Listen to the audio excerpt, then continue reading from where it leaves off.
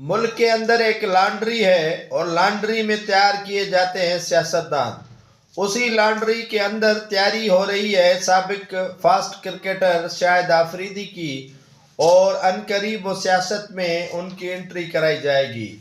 सियासत के लिए उसके लिए मैदान साजी हो रही है और वो सारे बदतमीजी के तूफान खड़े करने में बड़ी कोशिशें कर रहा है। शाहिद आफरीदी ने हालिया दिनों में एक बयान दिया है कि सिंध से ताल्लुक़ रखने वाले नौजवानों को सहूलियात मुयसर नहीं है तभी कराची आ रहे हैं।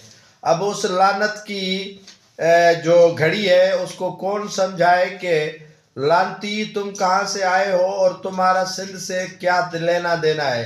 क्या तुम्हारी माँ कराची को भारत से, वाना वजीरिस्तान से और दीगर जो जिन इलाकों से तुम ताल्लुक़ रखते हो वहाँ से लेकर आई थी जहेज़ में, जो तुम